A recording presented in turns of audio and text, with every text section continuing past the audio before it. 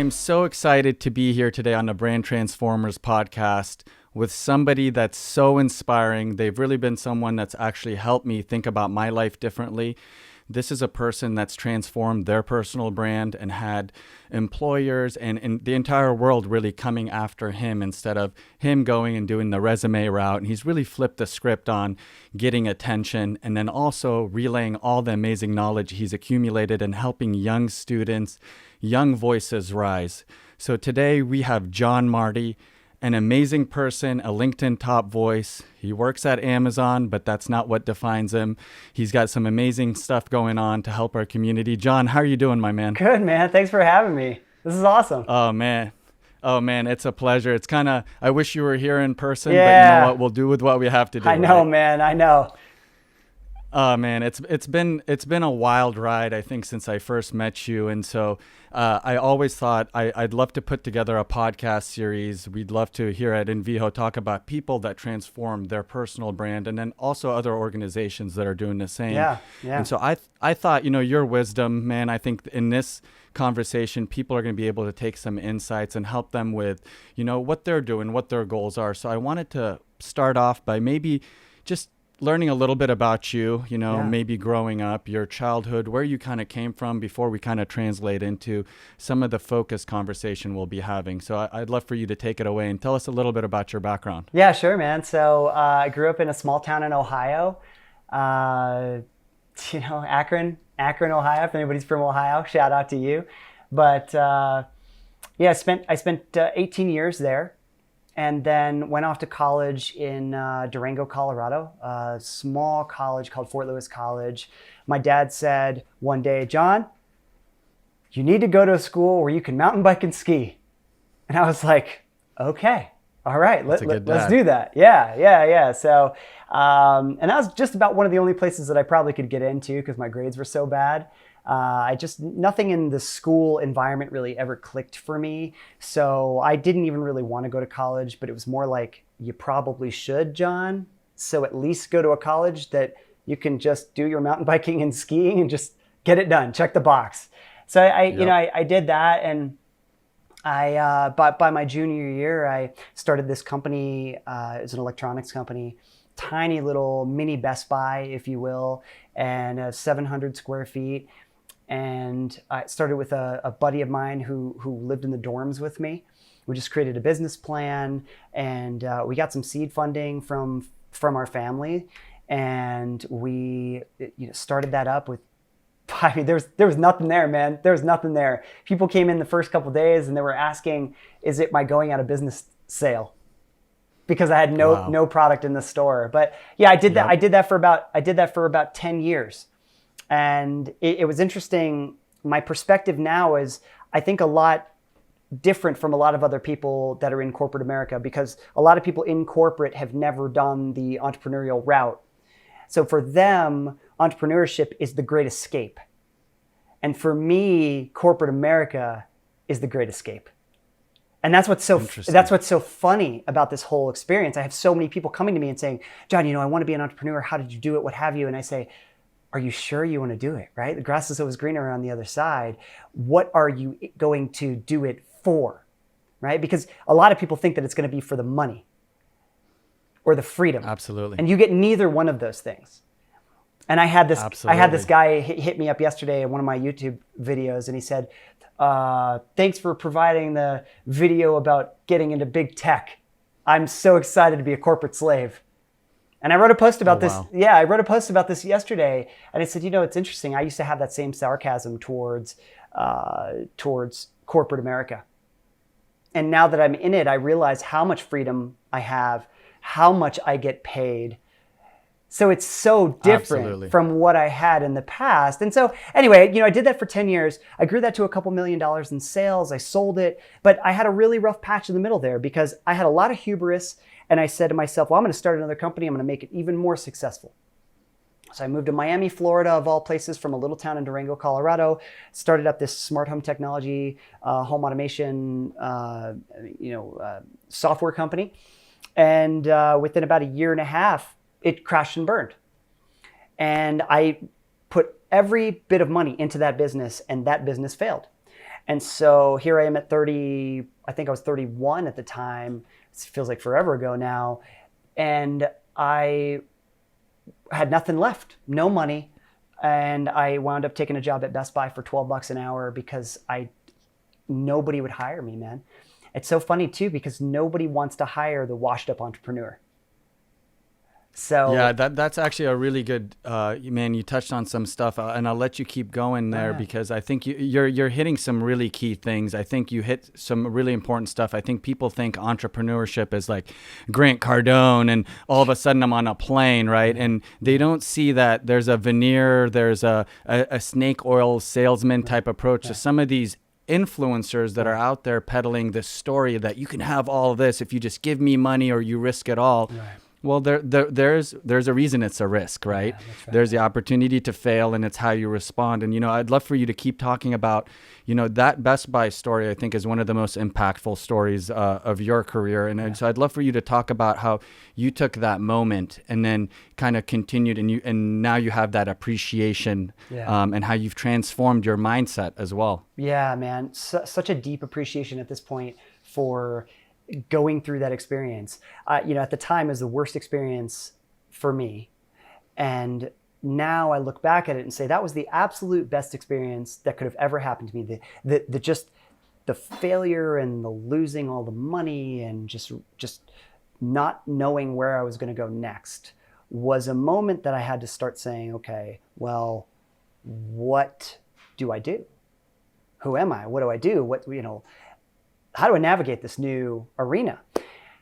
And since nobody would hire me, I actually had these thoughts in my head, like while I was working at Best Buy, I was like, well, maybe I just work my way up to assistant manager, or maybe I work my way up to manager or whatever. Like I was literally in there thinking that might be my only path.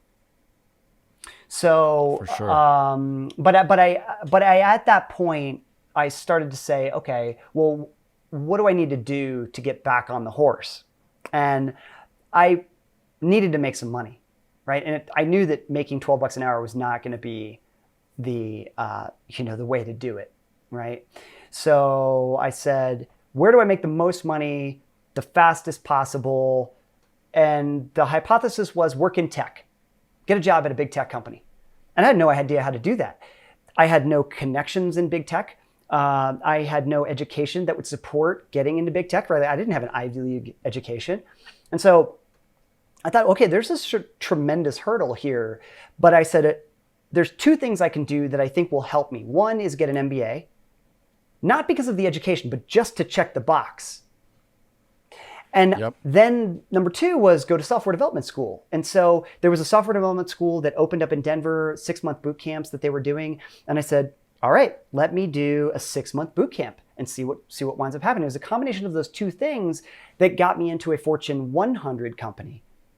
And then that became my stepping stone to get into Amazon.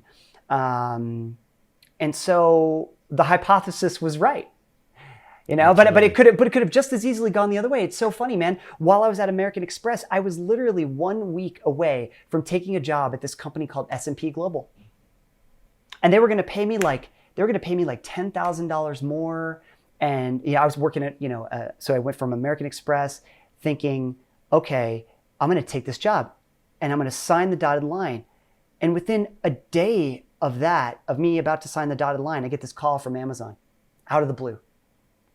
And they found you, right? They found me, and they found me through LinkedIn. And I thought it was a joke. I literally thought it was a joke. And I almost was not going to respond because I thought it was spam. But they said, we're having a recruiting event in Phoenix. And I said, well, what am I going to be, going there for? And he said, well, we don't know yet. You're just going to be applying, or not applying. You're going to be doing a round table with a bunch of managers. And if one of the managers really likes you, they're going to pick you. And I was, okay, let's do this. And so until the day I signed with Amazon, I had no idea what I was doing. No idea.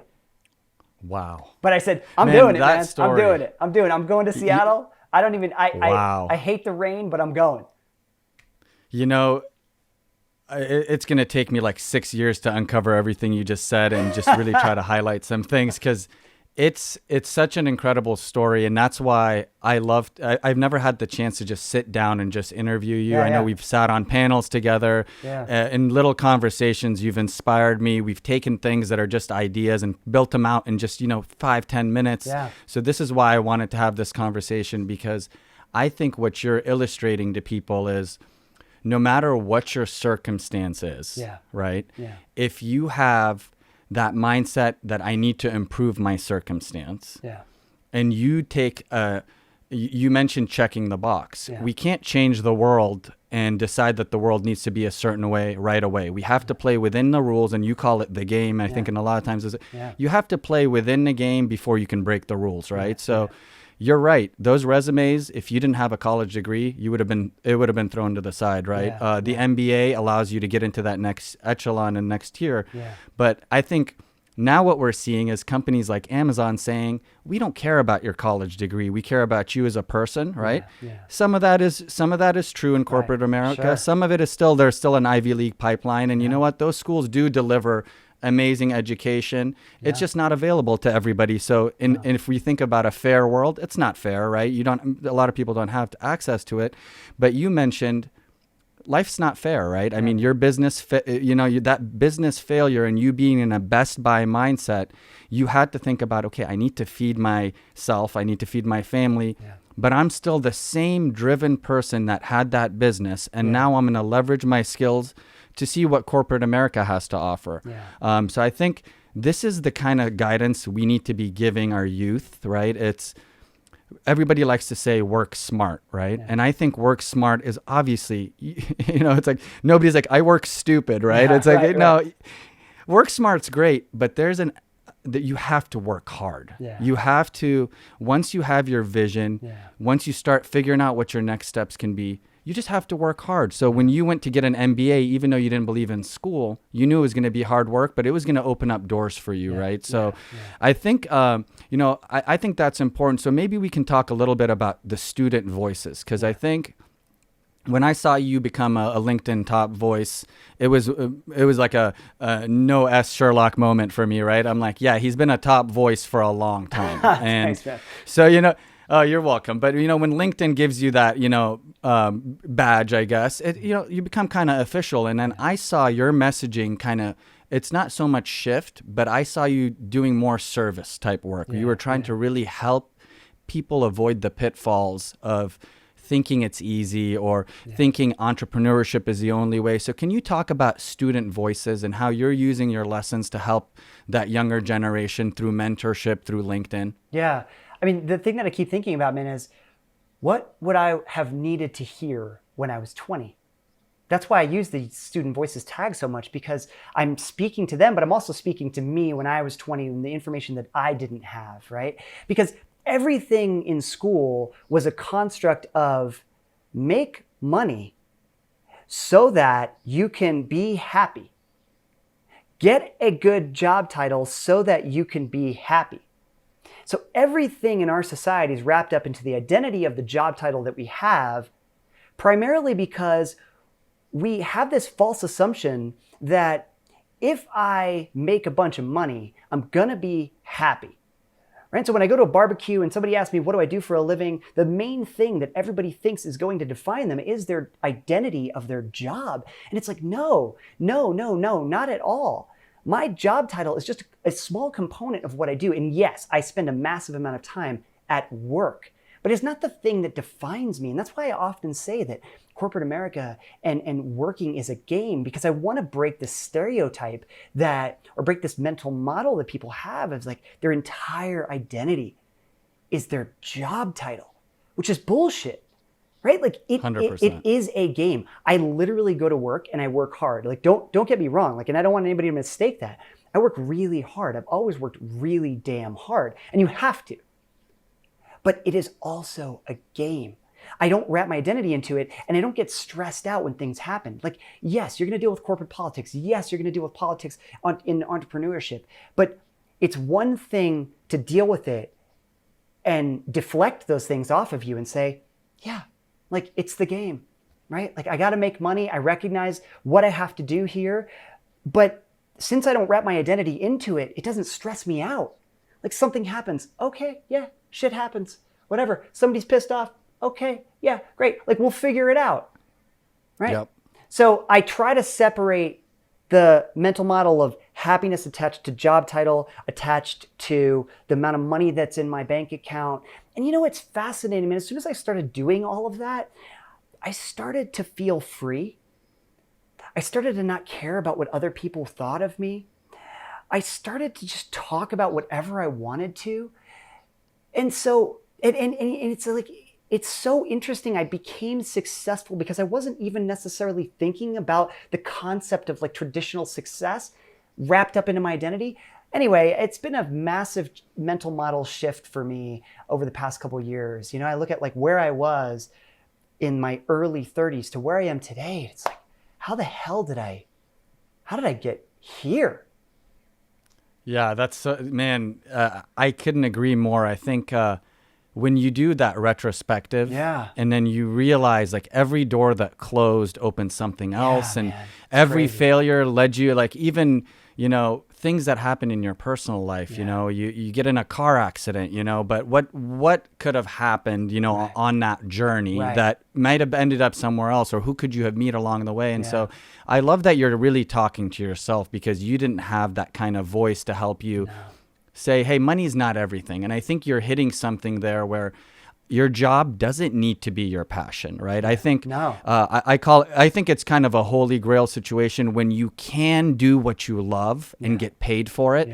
And it kind of is just a continuation. I'm kind of having a similar experience now where growing up, and I've talked about this on other stuff, just being from an immigrant family, I would hear about people's sons that are doctors and lawyers, and it was like three jobs, and no matter what I did, and it was kind of like, so what are you going to study in college? Are you going to study computer science? And I knew that wasn't going to make me happy, but I was trying to play the game, right? So I said, yeah, just so I can have my family pay for my college, right, and support me there. Oh, he's going to, but I knew what I needed to do, and it took me a while. And it's funny that you said once you stopped caring about what other people think, that is the biggest thing that people struggle with, I think, in terms of putting content out there. You know, I'm sure you get this. How do I get started? I'm like, post something. Just start. Post. Yeah. Take a picture of a meeting you had. Take a picture with your teammate. Just engage with people, learn from people, and then start contributing. You don't have to be polished and perfect, but you need to have a goal. So, John, I really like kind of how you're speaking to these students and to these young voices, and really speaking to yourself. I think that's important from a guidance perspective. And you found out that your true happiness wasn't tied to a job role or the amount of money you get paid. You know, you found what makes you fulfilled. Are there, you know, I see it all the time, you know, on Instagram, some of the younger generation as well, where it seems like becoming successful, having money, having the private jets is their end goal. Is there a situation where people can be happy or can achieve happiness if their end goal is money, and is that success and the wealth? Yeah. So I don't think you can chase the word success. And I think that's something that we can talk about more, you know, if we get into the Project 1B side of things. But I don't think you can chase that word, right? Because that word really doesn't mean anything. So if you think about the word success, it actually is tied to wealth, and the bigger the wealth, the more you think you will be happy, right? So if I make a massive amount of money, then I'll be happier and I'll have more self-worth than if I make a little bit of money and have less self-worth, because that's how the entire world judges you and I, right? And that also ties back into the job title scenario, right? Like, what do you do? Oh, you're a senior this. Oh, at that company. Oh, so I can give you a certain level of respect based on that identity that you have, right? Now, when you separate the two, you have to separate the money thing from the happiness thing, right? The money is merely, in a mental model state, the money is merely leverage and opportunity. It buys you leverage and opportunity. That's it. It will not guarantee happiness at all. There's no correlation there whatsoever. Now, I've been very fortunate with the Amazon stock to have made quite a bit of money. And I've never had quite a bit of money before. Now, does it make me happy? It gives me security. That's what it gives me. It gives me a sense of security. I can buy a house. I can buy rental properties. I've been able to set myself up, right? And have this nice cushion of not having to worry. So that's great. But it doesn't define me, right? It's like I'm not using the money to go buy a Ferrari. I'm just using the money to say, I have what I need. This makes me feel good, but it's not something that I'm using to communicate to others, right? I'm not buying the shiny things. None of those things matter to me. So it's just a security element. No, I mean, you couldn't have given me a better segue because, you recently made a move from Seattle and you've taken a more minimalist lifestyle approach at the same time that you're becoming more successful. So I think you're a perfect example of somebody, while you do have access to those funds, you're not translating it into that veneer, into this gated home and these cars that tell a story, because that's not who you are. So talk a little bit about how, even with those opportunities that you have, now you're taking a different approach so you can do more of the things that you do love. Yeah, right. Like I never want to be over leveraged. So I think that, we made a conscious effort to move to Denver and move into a really small home to save more money. And, I haven't touched $1 of my stock in the past almost 4 years that I've been working at Amazon. A lot of people blow their stock money like right away. As soon as they get it, they blow it on something. And it's funny. I have a colleague that jokes about how their Amazon colleague wound up buying a koi pond. They had a couple hundred shares of Amazon stock and they bought a koi pond. Now that stock is worth millions of dollars, right? Wow. And basically they stare at their $20,000 koi pond that they built and said, "My fish are worth millions of dollars." Right? Yeah, exactly. Like they're joking, but so I think that's really funny, right? But I've recognized like the stock is going up. I'm going to live really simply. I'm going to save it all because it's so difficult to make money. And I think that's one misconception a lot of young individuals have is they leave school, they think they're going to get a 6-figure job. They think that gravy train is always going to keep going up, and it doesn't. There's these highs, there's these lows, there's these failures, there's all kinds of things that happen in family situations, what have you, where you might lose it all, right? And what happened to me and why I've been so cautious about every dollar that I make is because I failed so miserably and I lost 10 years of traction that I had. Right? I took every dollar that I had from that first company and took it and just rode it, put it on the line. Would you do that again? No. Would you? Hell no. So, and even if you still had that entrepreneurial mindset, would you just balance out your risk, portfolio? Would you still go after the business, but maybe not go all in? Or would you, if you could redo it, go more of a corporate route from the beginning? I'm just wondering if we had a chance to redo your scenarios, because where you've ended up is pretty good, right? Yeah, it's and pretty it's kind of good. that butterfly effect, right? A situation is you never know what could be better, and the whole grass is greener conversation. But if you go back, what would you do? John, you're 20 years old. What would you do? Yeah, and obviously this is just my impression, right? So I temper that with anyone who's listening, right? This is just me and just my perspective, and everyone has a different avenue. I don't know if I would have gone the entrepreneurial route. So I'll caveat that by saying this. I'll say that I would have never done anything differently, mainly because it taught me the most valuable lesson in life. That my happiness was not tied to my identity. And so I think about it objectively and I say, what could I have done differently if I wanted the primary outcome to be financial freedom? It just depends on what your primary outcome is, right? If my primary outcome is financial freedom, then what I would have done differently was not be an entrepreneur. I would have dove directly into big tech. I would have had somebody at a college say, "John, the path to making a shitload of money is to work in big tech, work for 10 years in big tech, play the stock game, get in, work for a few years at a company like Amazon, then get poached by another top tech company for the highest bidder. And in 10 years, if you play your cards right, or 5 to 7 years, frankly, depends on how the stock is going, you're sitting on a nest egg of $500,000, $1 million, 1.5 million or more dollars after tax. You're just sitting on it. And then you literally could do nothing if you want to do nothing, right? And so by the time you're 30, right, you play your cards right. And I would say to myself, John, work, play the game. By 30 goes by so fast. By 30 years old, you're going to have this amount of money that you can literally do anything you want with. And if you decide at that point that you want to retire, then at 6% interest baseline, you're going to make $60,000 a year off your portfolio if you do nothing else. And you live simply and say, if I want to do yoga all day long, then I'm going to do yoga, right? So I think it's not that I don't necessarily want to work, right? I'm not telling my junior self that I don't want to work. I'm saying that build the exit strategy for yourself so that you don't have to be 65 and still working and wondering like, am I going to retire? Right? Because that's when you're sad. Yeah, because when you're older, your health is not necessarily good, right? You can't guarantee those things. So, but by the time you're 30, there's a strong probability that you're still in great health. So, anyway, I would tell myself that. Now, then again, I'm glad I went through those experiences. So I can't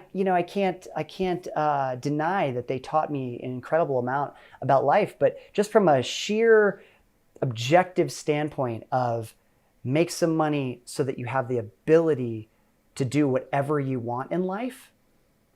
At least that's the model right now. That's where I'm thinking.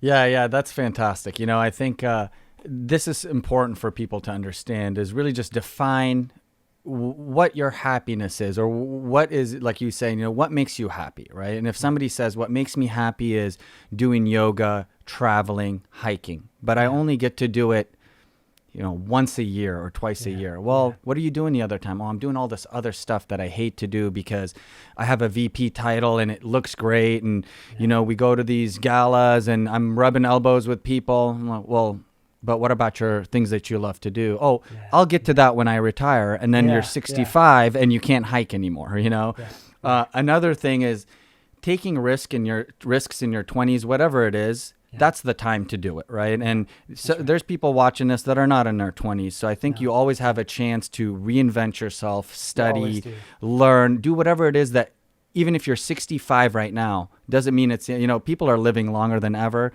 Yeah. This COVID crisis has caused my grandma to become an expert FaceTimer on her iPad, right? This whole idea of a digital native and these guys understand digital, but this segment's too old, that doesn't exist anymore. So I think people will work longer because they have to, because of healthcare and all these things. So there's always a time to transform. It's just harder in your 30s and 40s if you have kids, if you're doing these things, to take risks that could impact the livelihood of somebody you care about. So I think you've touched on some great stuff, and I'm with you. I never like to go back, the time machine model of, if I had access to a time machine, I'd go back and, I'd see a Shakespearean play, or, I'd see something kind of back in times and I would enjoy it. I don't think I would go and try to mess with my journey and my reality, because no matter where we end up is where we're supposed to be. And it's just about, if I'm in a situation I don't like and I'm supposed to be in it, where's that next situation that I want to go to and what are the steps? So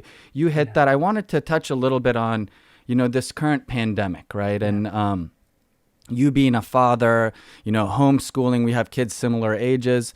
What advice do you have for people that might be getting either overwhelmed by so much noise, so much stuff? I mean, even I'm Lebanese, and the explosion in Lebanon 2 or 3 weeks ago, it shook me. I have family there, but this was after the pandemic, thinking about people, and so if I had a negative mindset, I would crawl into a room and cover myself up, but I can't. I have to move forward. I have to be resilient. So any advice you have for people that might be feeling the pressure? So that's one. Someone that's looking to reinvent themselves during this time is another one. And just kind of your outlook going forward, how you've dealt with it, and then maybe some advice for people that are going through it right now. Yeah.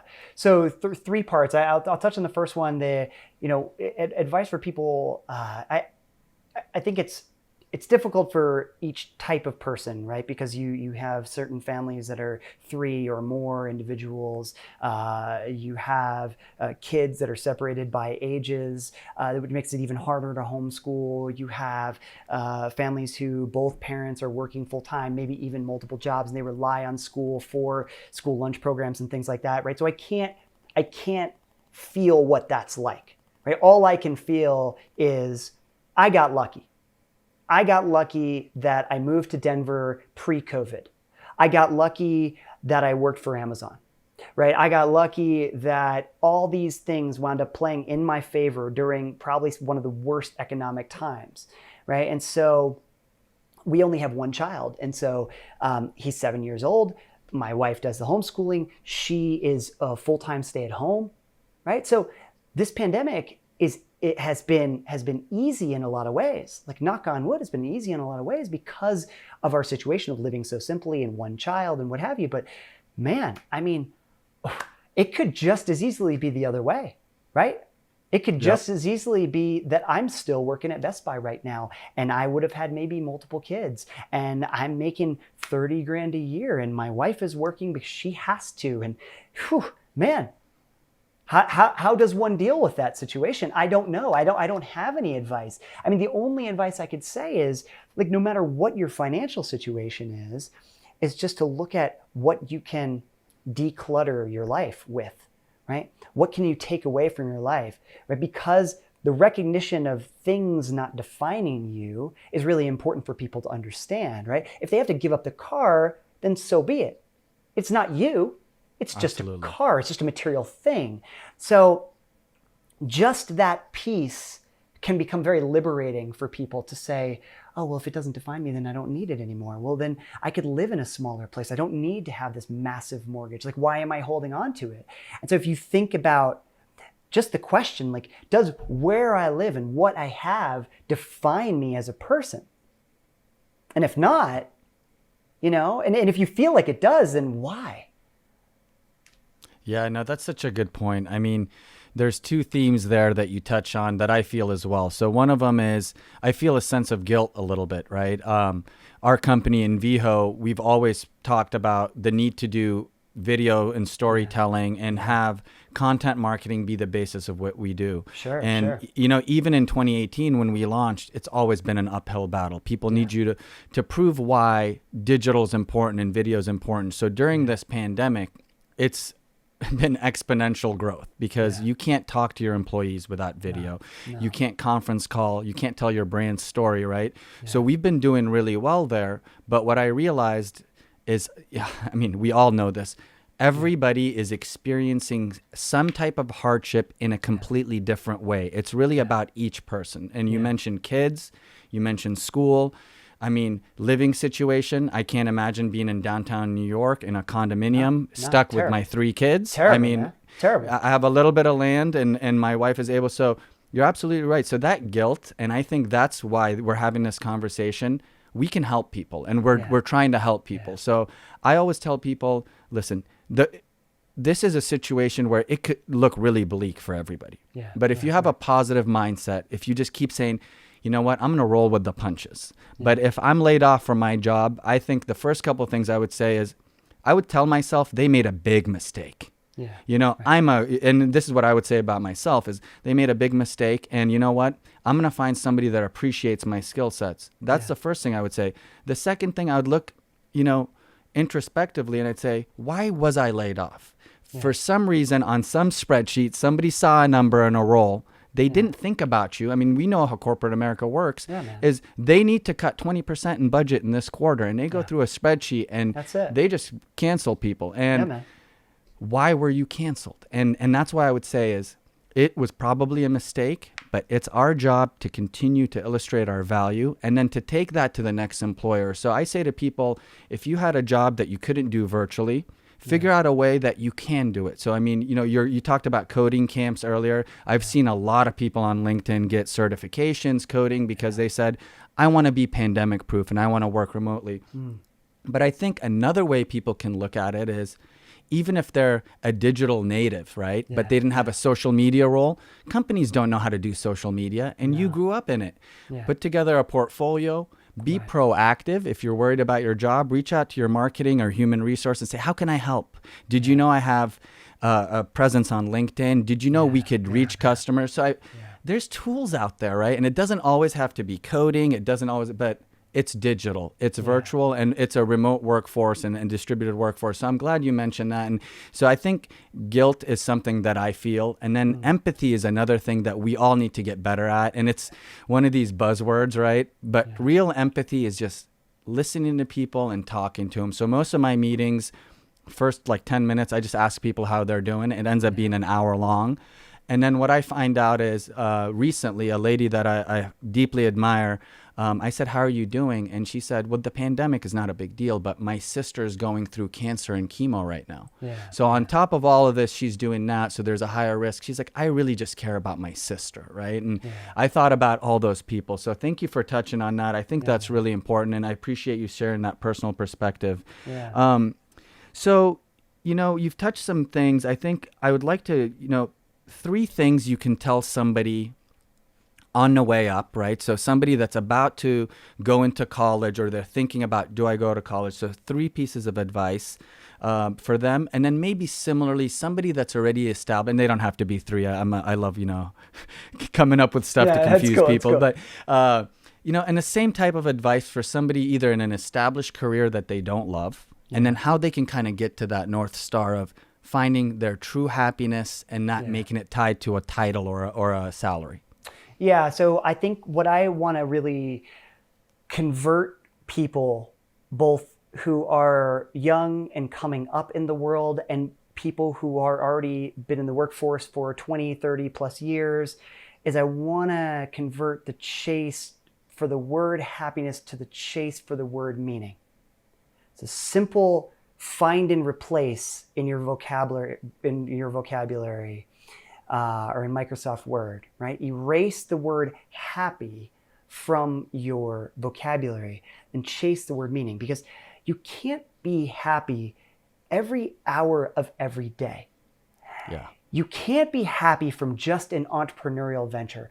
Everything and every day has its ups and downs, its ebbs and flows, right? There are chemicals in our brains. There are moods that we have. There are things that we're going through. There are families, So it's really important to just think about what brings you meaning, right? What brings you meaning? And it's often a personal story that's deeply rooted in you, right? That you could say, well, what did I overcome that I can then help somebody else with? But that's ideally what brings people the most amount of meaning, right? And it's a long-lasting sense of gratification. And that's really what we're on the chase for. But unfortunately, school and society puts us on this path of thinking that, well, if I get the money, then I'll have the meaning. But that's often why a lot of people in Hollywood and people that are super rich wind up committing suicide, because they've gotten the money and then they realize that the veil has gone away, and then they're ultra depressed because they've reached the pinnacle and they haven't found the meaning. So I think that's critical for anybody that's really young to say, okay, I'm chasing that word, but also recognizing there's a game being played in society. I have to participate in the game if I want to make the money, but the money is going to give me that security. Great, play the game, but chase meaning. And if you can't chase meaning in your corporate job, chase meaning, something devoid of the money, on the side, right? We can run multiple paths. And I think it's important to say, what do you love doing devoid of the money? Great, do that. Literally do that. There's so many social media channels like LinkedIn, like YouTube, like Instagram, that we can put our voice out there to the world and say, I love this thing. This is who I am. And at the same time, do the corporate game. And the goal is to make those things converge. And if they can't converge, that's okay, because the corporate gig makes you the money. Yep. Right? So there's a value in pursuing 2 paths. I think most people, whether you are mid or late stage career, or whether you are just starting out, the passion may not necessarily pay. It may not, right? You may love the gardening side of things, but you realize, man, I'm not gonna make money doing that right now. But this accounting job is gonna get me paid, right? Recognize the value in it. Absolutely. Yeah, I think, and that there's a respect there, I think you're respecting, in many ways, you're not biting the hand that feeds, right? If I could quote Stone Temple Pilots, it's, Right. I think it's, this is so critical because what you just said applies to both those groups. So I think we don't even need to talk about somebody that's, I think age doesn't really matter in this situation, especially with the longevity that we have ahead of us. This has been so insightful. And I mean, I want to thank you on behalf of everybody listening to this. And I'd love to do something kind of fun. And I'd love to transition to a segment that we call IPAs and KPIs. I love it. Where we can have a beer and talk about some of the other things you're excited about. Yeah, I love it. KPIs, IPAs, KPIs, IPAs, KPIs. Looking at the world through the curious eyes.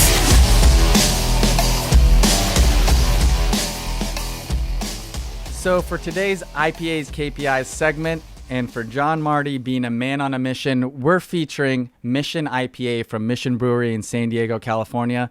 The nice part about it, John, is it's San Diego and it's kind of chill and laid back, which I feel like you are, even though you're giving us so much value today. So cheers, my man. It's been a great conversation. I got some more stuff to talk to you about. So let's have a sip of this delicious brew here. I put it in my mirror cup. Shout out to Mir. Beautiful. Yeah. Beautiful. Hey, I love to see that.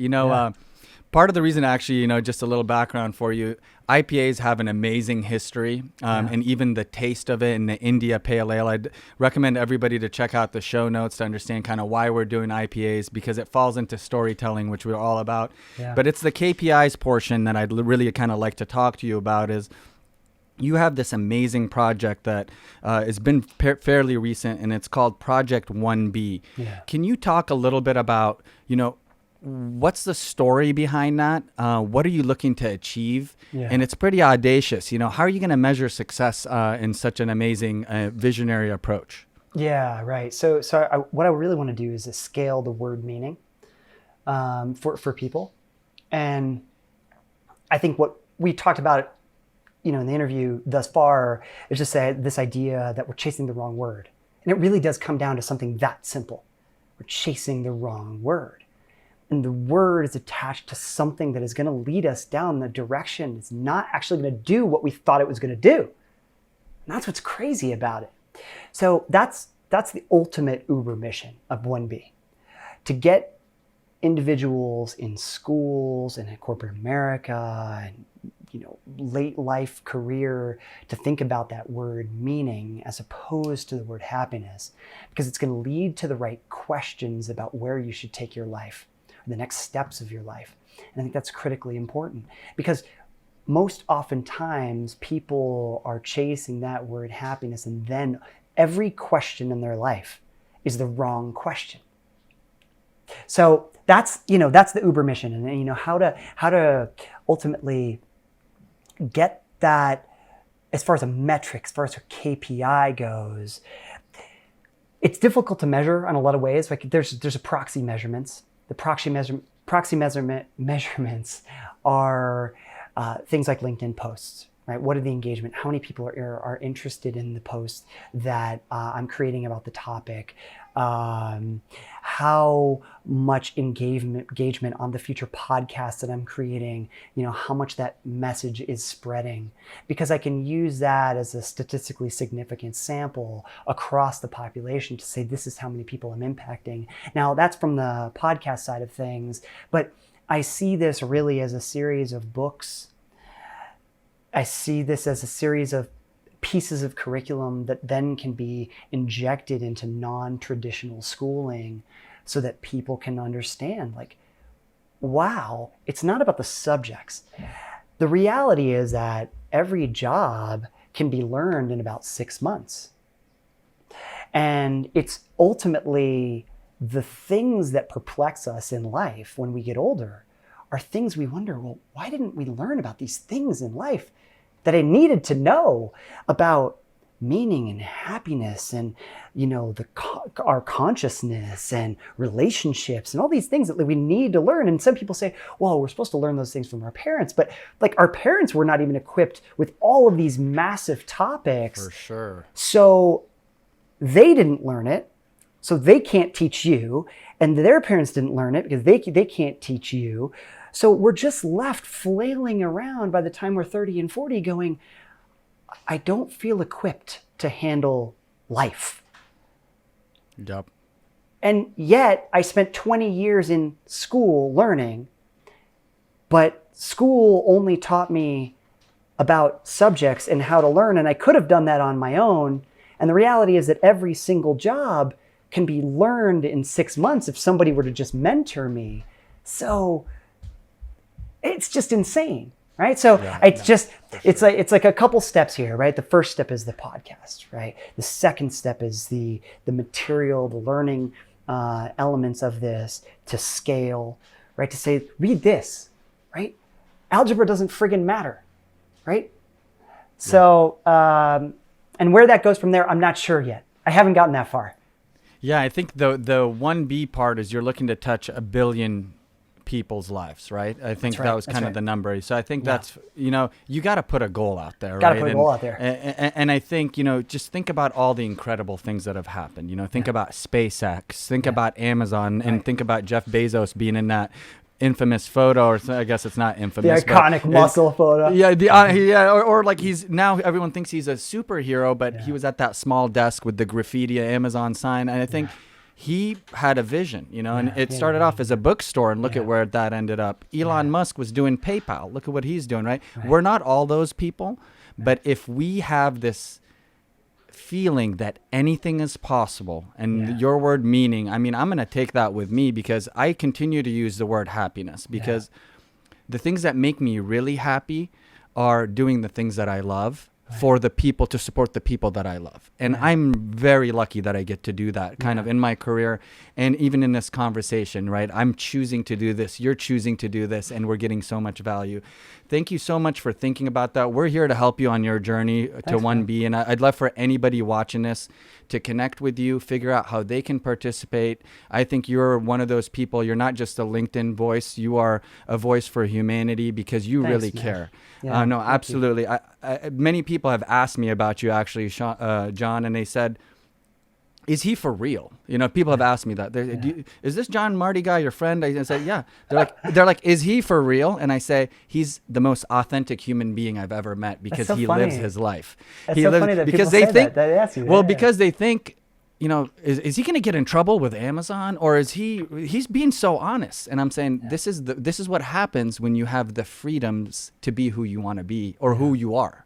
When you're always worried about, if I do this, I'll get in trouble here, then you're always in this state of you're not being yourself. You're not being that authentic self. So I always tell people, follow him for a little bit. He's the most authentic human, and I know him personally. Thanks, man. No, absolutely. Where can people, follow you? I mean, I know LinkedIn, John Marty on LinkedIn. What's a channel? I think YouTube, but can you talk about where people can follow you and your podcast as well? Yeah, those are the two main places, LinkedIn and YouTube, just under my name, John Marty. Pretty easy to follow. Beautiful. We'll put that in there for sure. Yeah, nothing started with the podcast yet. I'm really just trying to figure out. I put out a post for volunteers, and I got 600 volunteers who said that they wanted to be a part of it, and it was a little overwhelming, because I thought I'd get 5 or 6 or something.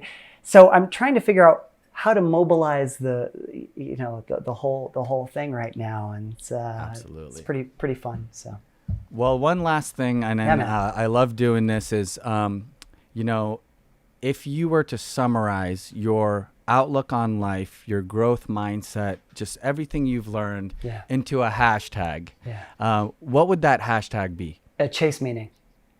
Chase meaning. I love that. Yeah. And I think that's probably what we'll name this podcast. I think as long as you're chasing meaning, as long as you know what your passions are and what your goal are, and you're not thinking that one thing is going to make you this dynamic thing, which is our feelings of happiness, sadness, like you said, it's an ebb and flow in life, and it's how we respond to it. It is. And as long as we have that meaning, I think we're going to be just fine. Thanks so much. John Marty, thank you so much, man. It's been a pleasure. This is our first official interview, part of our Brand Transformers podcast.